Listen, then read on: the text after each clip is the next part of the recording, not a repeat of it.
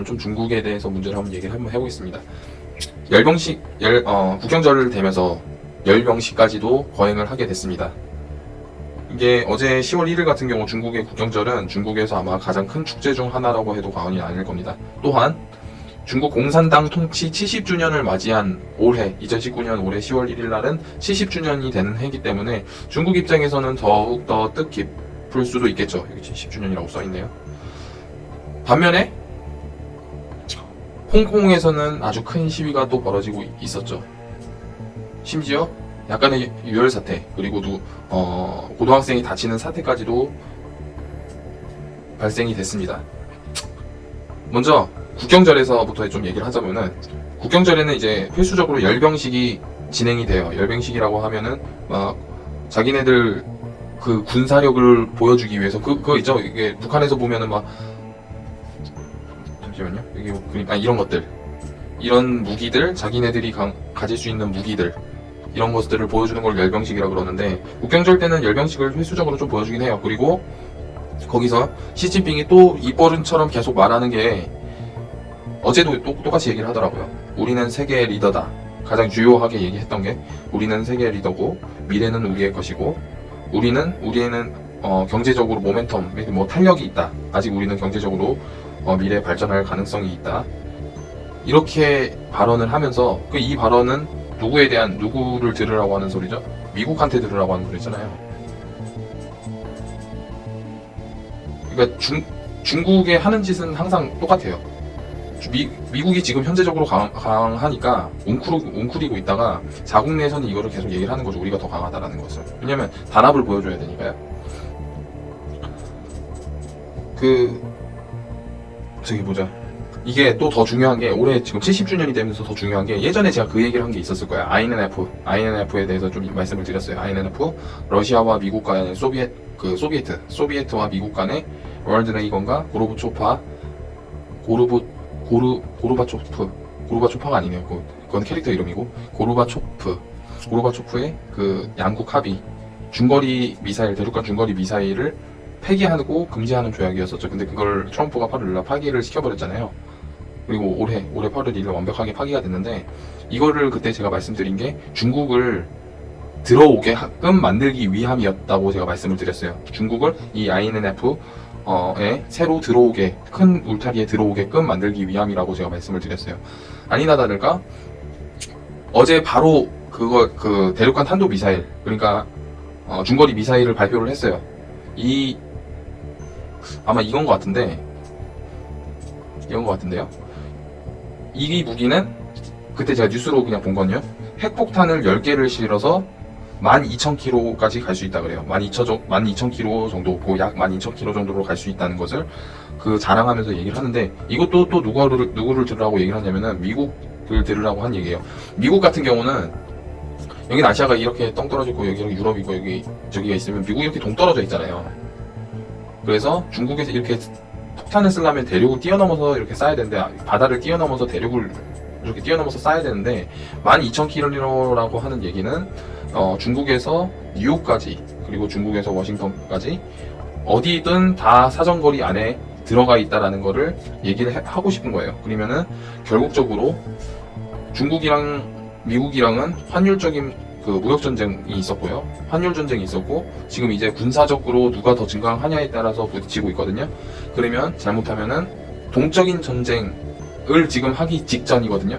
동적인 전쟁, 그러니까 동적으로 진짜 파이팅해가지고 지금 불 붙이고 서로 싸우는 일은 없겠지만, 중국이 미쳐가지고 그럴 일은 없겠지만, 그런 그러니까 우리가 조금 더 강하다, 그리고 우리도 무기가 굉장히 많이 발달했다는 거를 미국한테 지금 보여주면서 미국한테 위협을 가하고 있는 거죠, 현재. 그러면은 미국은 어떻게 할까요?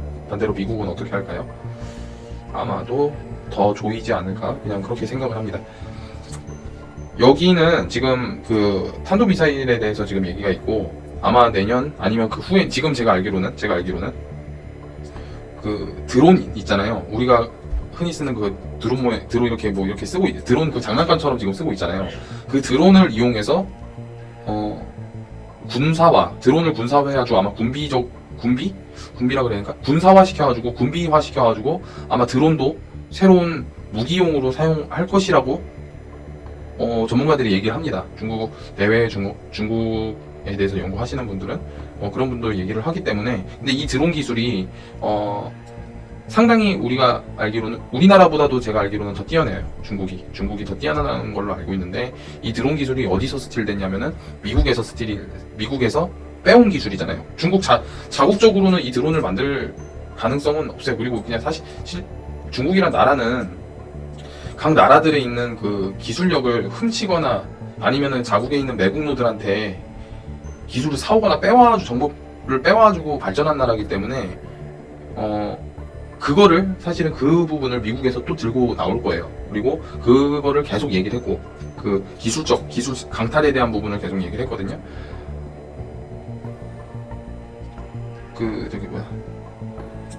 스티브 배넌이 어제 폭스 비즈니스라는 프로그램에서 그 아나운서랑 인터뷰하면서 얘기를 한 게 있어요. 중국에서 지금 열병식이 가해지고, 그리고 반대로 홍콩의 문제에 대해서 이렇게 얘기를 했었는데, 홍콩 같은 경우는 홍콩에 대해서 어제 홍콩 시위 상당히 많더라고요. 저 그 라이브로 봤거든요. 유튜브가 그게 좋은 것 같아요. 라이브로 그걸 봤는데 100만 명? 진짜 100만 명? 되는 것 같아요. 그 우리나라 무슨 저번에 그거 했잖아요. 강화문 말고 옛날에 뭐죠? 서리빨 축제인가 뭐 서초동에서 그거 축제한 거, 그 조국 장관 뭐 사수하자고 해가지고 그거 한 거 있잖아요. 이거 뭐 300만 명이라면서 뭐 200만 명 뭐 이렇게 얘기하더만, 말이 된다고 생각하니까 여기 그 대법원가? 이 도로 하나라고 해야 되나? 그 도로 하나를 점거했다고 200만 명이 홍콩을 보면은 이런 블럭을 한 10개에서 한 20개? 10개에서 한 15개를 이렇게 다 채운 것 같아요. 그래야지 한 200만 정도 되는 것 같아요. 그래도 200만 될까?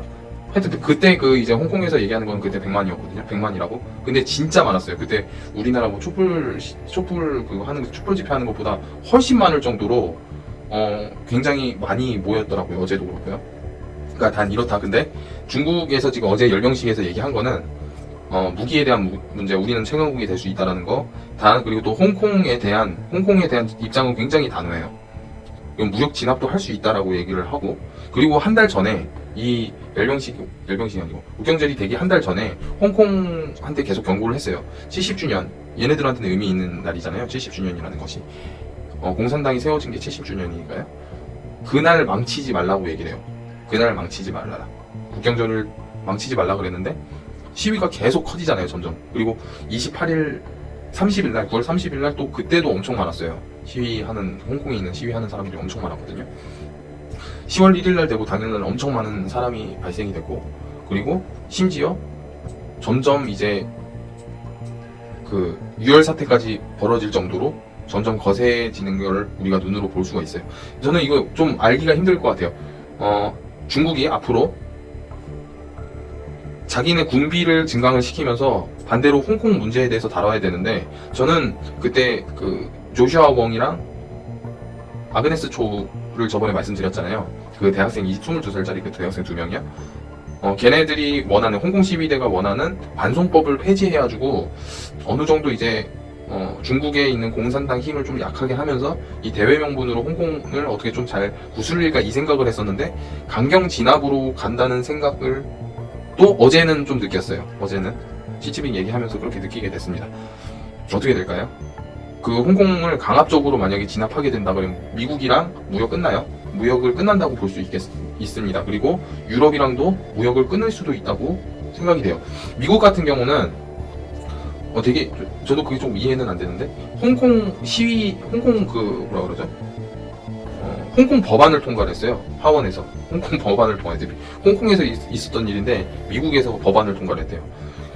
중국 공산당이 홍콩에 대해서 어떤 짓을 하든지 미국에 대해서는 절대 과묵하지 않을 거라는 거를 정치적으로 입장이 같은, 그러니까 민주당이고 공화당이고 합치해가지고 그거를 딱 발의했거든요. 그리고 통과가 됐고, 그렇기 때문에 여기서 이제 점점 이제 유혈 사태가 발생되고, 이게 작아지진 않을 것 같아요. 그 시위가 수그러지진 않을 것 같은데, 이게 점점 커지면서 과거 80년대처럼 그 천안문 사태가 일어날 경우 단절도 되지 않을까? 이런 생각도 해요. 뭐 그런 일은 웬만하면 없어야 되겠지만, 미국이랑 저는 최대한 생각으로 중국이랑 미국이랑 아예 무역까지도 거래를 금지가 될 수 있을 거라고도 생각을 하는 사람이거든요.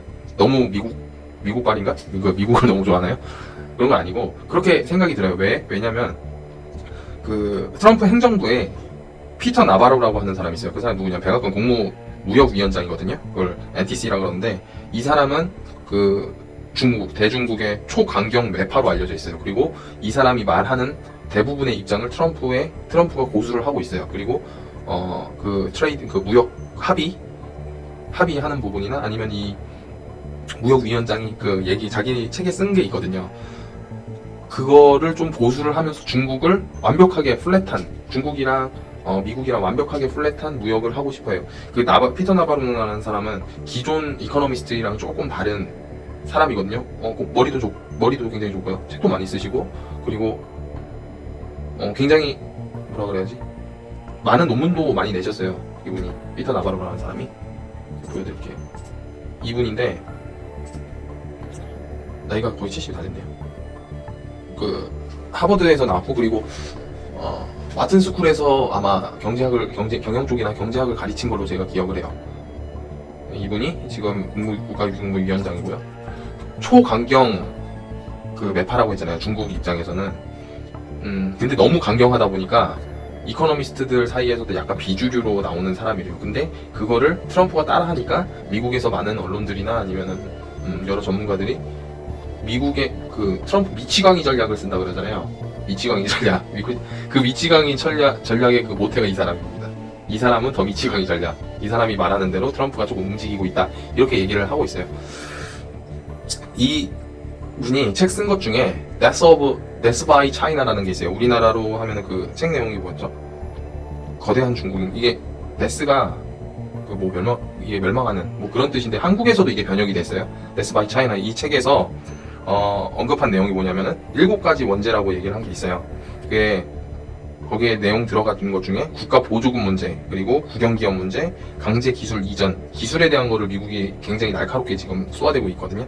쏘아대고 있어요. 이분이 계속 얘기하는 게 중국이 기술을 강탈했다. 중국이 기술을 사갔다. 그러니까 미국 내의 그 매국노, 로비스트들이 자기네 이익을 위해서 미국에 있는 기술을 일부 중국한테 팔았다. 그래서 지금 중국이 이렇게 GDP가 90년대에 비해서 지금까지 15배 정도 올랐는데 그렇게 올라갈 수 있을 발판이 된 게 이런 기술력 원천 때문이다. 그리고 이러한 걸로 공정하지 않는 무역으로 우리 자국의 노동자들을 착취한다. 그러니까 중국 내에서는 그 인민들 있죠. 중국 내에서 인민들이라고 그러잖아요. 그 인민들의 이익을 노동력을 착취하면서 미국 내의 워커들 일자리를 없애고 있다. 이렇게 주장을 하는 사람이에요. 그래서 그 책에 보면은 7개의 그 전략이 나와 있고 50가지의 구체적인 방법이 나와 있대요. 근데 그 가운데서 7가지 중에서 중국이라는 나라는 어떤 수단과 방법을 가리지 말고 핵심 기술을 뽑아와라 라는 얘기를 계속 하고 있어요. 그거 우리나라도 이거 당한 거 아시죠? 그 원자력 있잖아요. 원자력에 있는 많은 기술적 비밀적 문제들 있잖아요. 그것들이 다 중국으로 좀 많이 넘어갔어요. 그리고 심지어 정신이 나갔는지 국회에서도 그걸 공개했더라고요. 국회 청문회에서도. 돈 거 아니에요? 어떻게 그런 거를 공개할 수 있죠? 국회 청문회 때? 좀 걱정이 많이 됩니다. 대한민국이란 나라는 이게 자유민주주의잖아요. 모태가 일단 만들어진 것들이 자유민주주의인데 어떻게 보면 지금 약간 중국식으로 좀 따라간다는 느낌이 많이 들어요.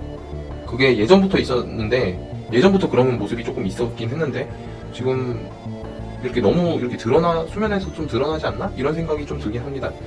좀 위험한 것 같아요. 어쨌든 이게 그런 거 중요한 거 아니고 그게 중요한 게 아니고 열병식에서 이게 북한 같지 않아요? 이런 거 보면은 이거 뭐야? 애들 왜 이렇게 놀이동산에 나오는 것처럼 소리 있죠? 헬기네요. 그러니까 홍콩에서는 유혈 사태 벌어지면서 중국에서는 지금 10월 1일부터 7일까지 국경절이 돼 있어가지고 그거를 계속 화두가 될 텐데 중국의 입장은 어제 분명하게 얘기를 했어요. 미국이랑 그러니까 경쟁자고 우리는 충분히 1등이 될 수 있다라는 걸 분명히 얘기를 했고, 그리고 두 번째는 홍콩에 대해서 강경 진압도 가능하겠다라고 얘기를 했기 때문에 제가 그냥 생각하기로는 홍콩을 만약에 이대로, 그러니까 신진핑 만대로 이대로 간다 그러면은 중국은 고립으로 다시, 그러니까 마오쩌둥이 옛날에 했었던 그 고립으로 다시 갈 수밖에 없다고 생각을 합니다. 그러면 많이 타격을 받겠죠. 중국 내에서 자금도 지금 유출되고 내부에서도 지금 돈 없어가지고 중국 내에서도 그 주가가 많이 빠져가지고 중국 정부에서 그 주식을 사고 있다고 그러더라고요. 중국 저희가 공산당이 나서서 주식을 사고 있다고 그러는데 그걸 받쳐주는 것 같이 하는 거 있는 것 같은데,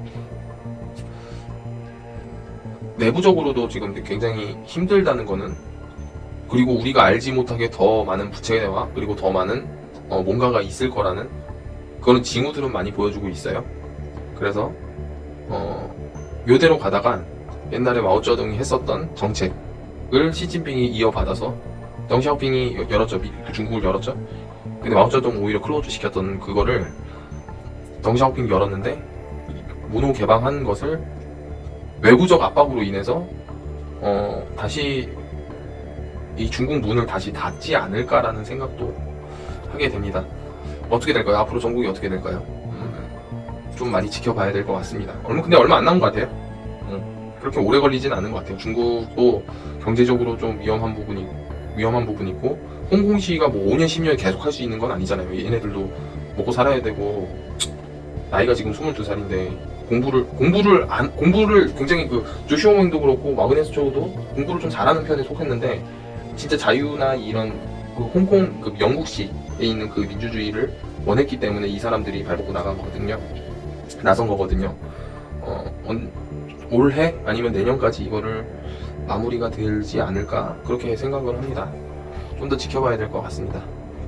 유혈 사태는 진짜 안 바라기를 봤는데, 근데 제가 이거를 보면서 좀 분노 아닌 분노가 좀 일어나더라고요. 어떻게 100만 명, 진짜 100만 명, 150만 명이니까 홍콩 인구가 지금 800만 명이 좀 안 되거든요. 750만 명 정도 되는 걸로 알고 있어요. 700만 명 정도가 되는데, 그 중에 200만 명, 150만 명에서 200만 명 정도라고 얘기를 하면은 숫자가 거의 3분의 1?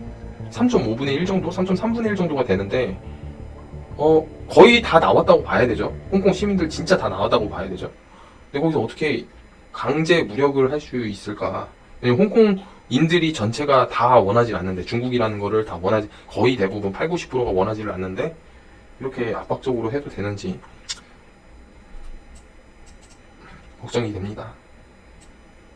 저는 우리나라도 이런 일이 안 일어나기를 바랍니다. 저는 아니면은 제 밑에 분들, 그리고 제 위에 분들, 홍콩에서 지금 막 시위하는 것처럼 그런 일이 안 일어나길 바래요. 안 일어나겠죠? 근데 잘 모르겠습니다. 또 독도에 대해서 또 얘기를 하네요. 일본이랑 지금 계속 부딪히는데, 지소미아 부분에서도 이어서 왜 자꾸 이렇게 일본이랑 자꾸 이렇게 어긋나려고 하는지를 모르겠어요. 5개가 되게 중요해요. 5개가 뭐가 중요해요? 국가 안보에 대해서 얘기를 했을 때 5개가 아니고 4개구나. 4개가 중요한데, 국익이라 그러잖아요. 국익. 맨날 입버릇처럼 얘기하는 게 국익이란 얘기를 하잖아요. 국익. 국익이 뭐예요? 국익이라는 거는 4개가 있다라고 얘기해요. 그게 하나가 뭐냐면은 security, 안전이죠. 그리고 두 번째가 파워, 힘이고, 세 번째가 하여튼 재산, 돈, 부유함에 대한 얘기예요. 그리고 네 번째가 프레스티지, 국격에 대한 거예요. 그러니까 우리나라가 저기 어디죠? 예를 들어서 우리나라 사람이 유럽을 갔을 때, 유럽이 어디라고 그럴까요? 프랑스를 갔다고 해봅시다. 그럼 나 한국 사람이야. 그러면은 너 BTS 알아? 그럼 너 누구, 소녀시대 지금 세대 소녀시대 맞는지 모르겠네. 소녀시대 알아? 누구 알아? 그 K-팝 시장이 크잖아요. 그거를 국격이라 그러거든요. 그 네 번째, 프로스티지가. 반면에 필리핀 사람이나, 이거는 필리핀 사람들이나 아니면 그런 사람들 무시해서 얘기하는 게 아니고, 국격이라는 게 그런 거라는 걸 얘기해주고 싶어서 그런 거예요. 필리핀 분들이나 아니면 소말리아 분들이 프랑스를 갔었을 경우, 나 소말리아이냐 아니면 필리핀이야 사람이야 그러면은 뭐라 그러죠? 말은 안 하지만 이게 한국 사람이야라고 하는 거랑 필리핀 사람이야라고 하는 거랑 조금 다른 게 있잖아요. 제가 무슨 말씀을 드리는지 아시겠죠? 그런 거를 국격이라고 얘기를 하거든요. 이제 이게 국격이 중요한 게 아니고 안보가 제일 중요한 부분인데 우리나라 안보를 위협하는 국가는 우리 주위에 그러니까 대한민국이 이렇게 있으면은 여기 북한이 있다 그러고 일본이 이렇게 있잖아요. 그리고 여기 중국 이만한 중국이 하나 있고 여기 지금 러시아가 있는데 얘네가 다 우리나라 안보를 위협할 수 있는 존재 아닌가요? 왜? 근데 그 중에서도 지금은 반도가 지금 휴전선으로 갈라져 있는데 그러면 이 북한이 실질적인 제일 위협이 되는 우리나라의 안보를 제일 무너뜨릴 수 있는 그리고 안보에 제일 위협되는 국가가 북한이고 그리고 중국이고 그리고 러시아인데 요 상태에서 왜 일본이랑도 자꾸 등을 질라 그러는지 모르겠어요. 미국이 어떻게 반응할까요? 이 미국이라는 국가는 이 두 나라가 동맹은 안 돼. 동맹은 그 옛날에 과거 역사가 있으니까 동맹은 안 되겠지만 어떻게든 엮이려고 지소미아를 만든 건데 그 지소미아를 탈퇴하면서 지금도 이제 독도를 거론하면서 지금 자꾸 이런다? 미국에서 어떻게 볼까요? 아마 저 확인은 안 했는데 미국에서 뭐라고 얘기했을 것 같아요. 여기에 대한 그 대통령께서 말씀하신 거나 아니면은 그 독도 문제에 대해서 자꾸 발언한 거에 대해서 아마 뭐라고 얘기를 하지는 않았을까 그냥 추측은 합니다. 정세가 날로 복잡해집니다. 우리나라 같은 경우에는 주변에 강국 4강 대한민국과 북한 빼고는 네 나라가 엄청 강한 나라가 주위에 껴있어가지고 그리고 또 외적으로 중국과 미국과의 문제, 우리나라와 일본과의 문제, 북한과 미국과의 문제 다양하게 얽히고 설켜가지고 앞으로 어떻게 이게 헤쳐서 나갈지는 장담은 못하겠습니다. 근데 위정자들께서 앞으로 정치를 잘하시고 아니면 외교를 잘하셔가지고 이 위기 아닌 위기를 잘 헤쳐나가길 그렇게 바라겠습니다. 무슨 집회하는 것처럼 얘기를 했네요. 저는 오늘 여기까지 하고요. 내일 저기 쉬는 날이잖아요. 그죠? 내일 쉬는 날이네요. 내일은 10월 3일이라서 잘들 쉬시고 혹시 주식하시는 분들이나 아니면은 선물하시는 분들 항상 쉬는 날에서는 여러분도 항상 쉬는 날이 되시길 바랍니다. 그날 거래 망치면 진짜 속쓰립니다. 다음 주 금요일날 저는 금요일날 뵙겠습니다. 감사합니다.